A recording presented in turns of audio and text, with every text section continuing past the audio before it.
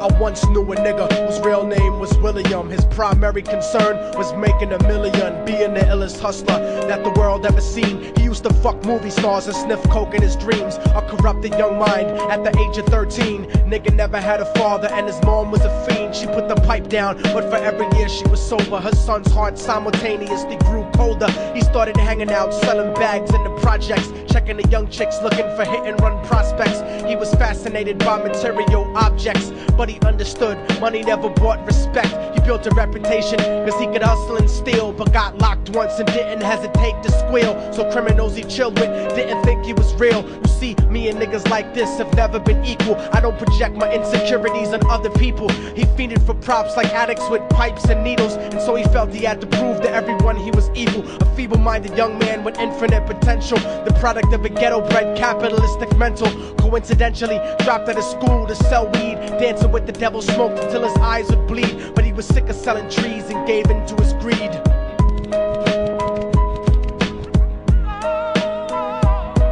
Everyone tryna be trife, never face the consequences. You probably only did a month for minor offenses. Ask a nigga doing life if he had another chance. But then again, there's always the wicked that knew in advance. Dance forever with the devil on a cold cell block. But that's what happens when you rape, murder, and sell rock. Devils used to be gods, angels that fell from the top. There's no diversity because we're burning in the melting pot.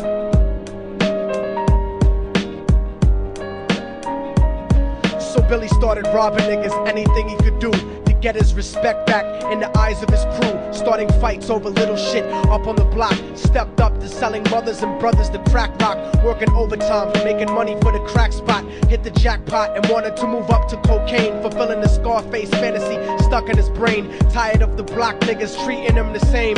He wanted to be major like the cutthroats and the thugs. But when he tried to step to him, niggas showed him no love. They told him any motherfucking coward can sell drugs. Any bitch nigga with a gun can bust slugs. Any nigga with a red shirt can front like a blood.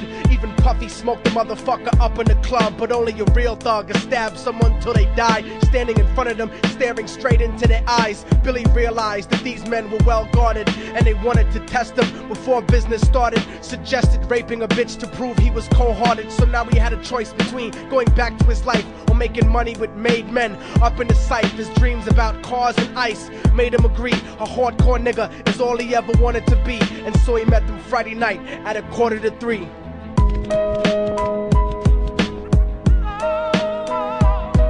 Everyone tryna be trife, never face the consequences. You probably only did a month for minor offenses. Ask a nigga doing life if he had another chance. But then again, there's always the wicked that knew in advance. Dance forever with the devil on a cold cell block. But that's what happens when you rape, murder, and sell rock. Devils used to be gods, angels that fell from the top. There's no diversity because we're burning in the melting pot.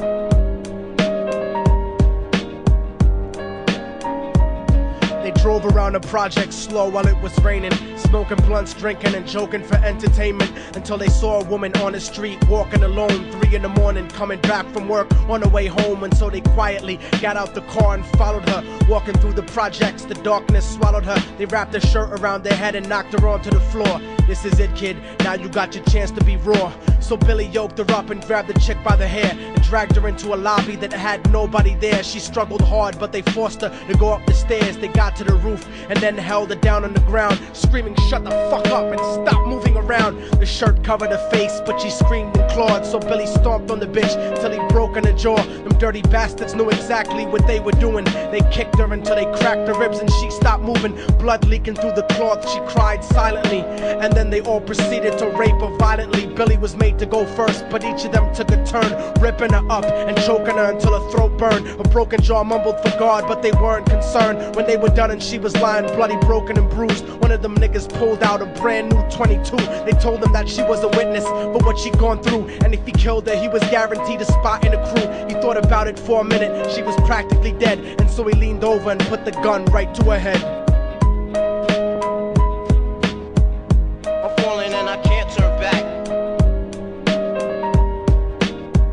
I'm falling and I can't turn back. Right before he pulled the trigger and ended her life, he thought about the cocaine with the platinum and ice, and he felt strong standing along with his new brothers. Cocked the gat to her head and pulled back the shirt cover, but what he saw made him start to cringe and stutter, cause he was staring into the eyes of his own mother. She looked back at him and cried cause he had forsaken her. She cried more painfully, and when they were raping her, his whole world stopped. He couldn't even contemplate. His corruption had successfully changed his fate, and he remembered how his mom used to come home late, working hard for nothing, cause now what was he worth? He turned away from the woman that had once given him birth, and crying out to the sky cause he was lonely and scared, but only the devil responded cause God wasn't there. And right then he knew what it was to be empty and cold, and so he jumped off the roof and died with no soul. They say death takes you to a better place, but I doubt it. After that they killed his mother and never spoke about it. And listen, cause the story that I'm telling is true, cause I was there with Billy Jacobs and I raped his mom too. And now the devil follows me